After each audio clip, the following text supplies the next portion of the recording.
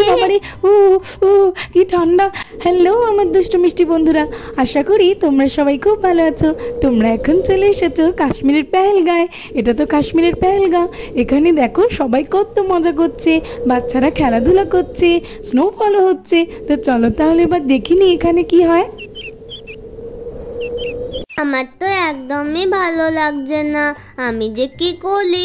আমার তো একটা ফ্রেন্ড তালা তাল করতে দিল, তে তো মামার বাড়ি চলে গেছে, তালা আসবে না।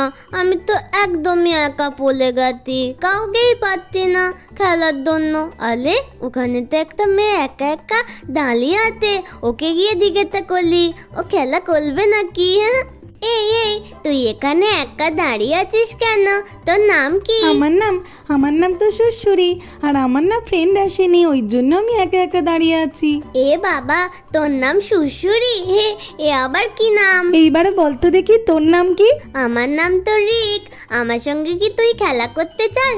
তাহলে চল আমরা দুজনে মিলে খেলা করি। হ্যাঁ খেলা করব, কেন করব না, চল চল আমরা খেলি। হ্যাঁ ঠিক আছে, চল আমরা এখন বরফ ছড়াছড়ি খেলা করব। আমার তো বরফ ছড়াছড়ি খেলা করতে খুবই মজা হয়। এই নে দাঁড়া দাঁড়া, উড়ি বাবারে, ও ও কি ঠান্ডা। এত কেন বরফ ছুটছিস? দাঁড়া তোকে আমি দেখাচ্ছি মজা। দেখ এইবারে কেমন মজা, তোকে তো বরফে চাপাই দিয়ে দিয়েছি। এইবারে কেমন ঠান্ডা লাগছে? আমার তো খুবই ঠান্ডা লাগছে, একবার আমি উঠতে পারি তোকে এমন করে দেবো। আচ্ছা আচ্ছা ঠিক আছে, দাঁড়া আমি এখনই বরফ সরিয়ে দিচ্ছি। এই নে সরিয়ে দিয়েছি। বাবারে কি ঠান্ডা, দাঁড়া এবার আমি তোকে মজা দেখাচ্ছি। হাত দিস না, আমার তো খুব ঠান্ডা করছে, হাত দিস না।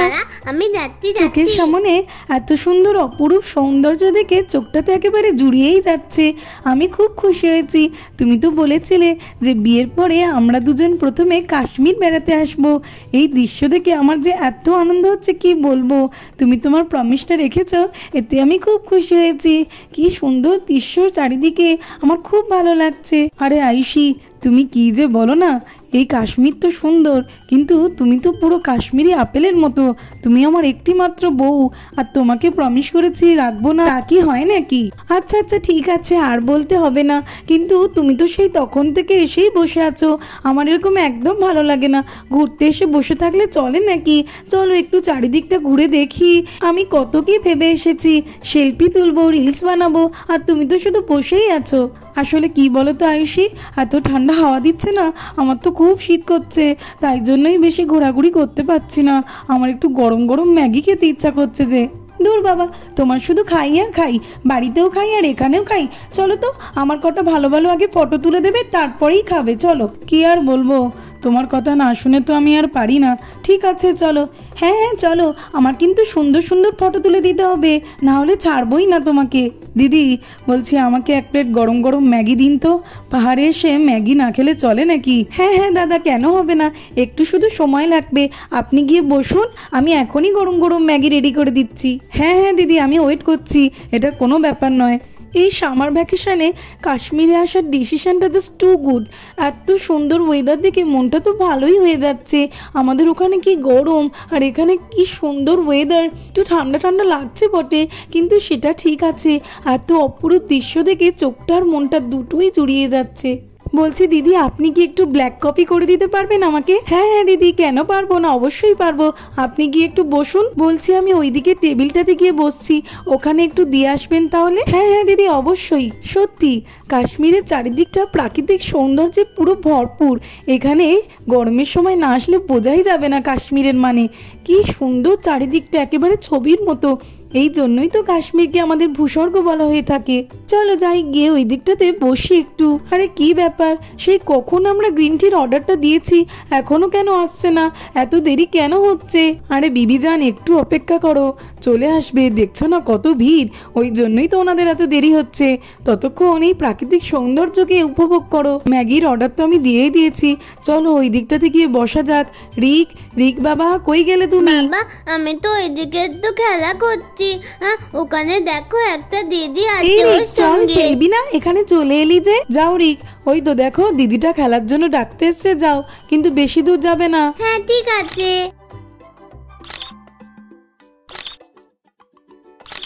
এই নাও তোমার অনেক ফটো তুলে দিয়েছি, দেখো তো। না না, এখনো তো হয়নি, এখনো ফটো তোলা বাকি, আরো কিছু তুলে দাও। আরে কি বলছো, আরো ফটো?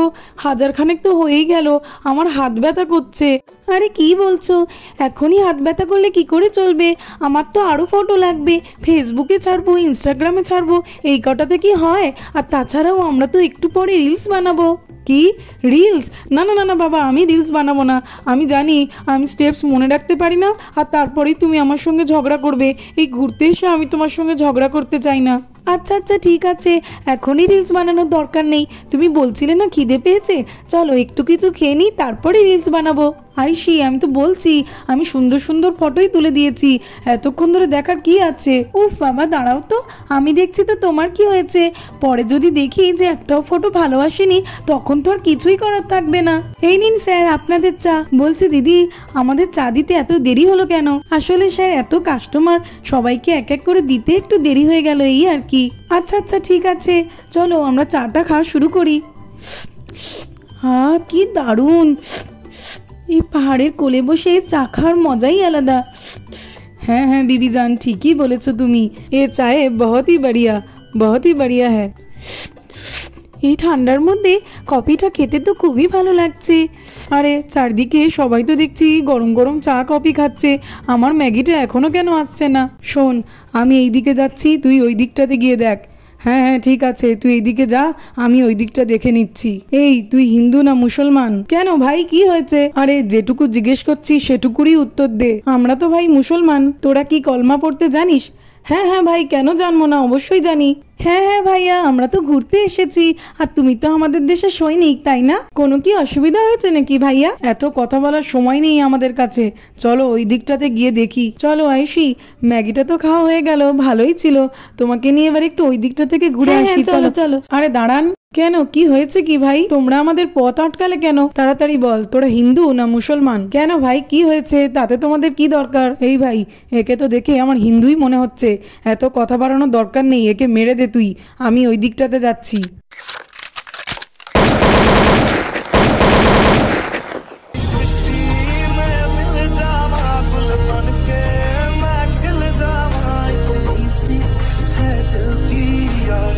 বাহ, এ তো দেখছি মরেই গেছে।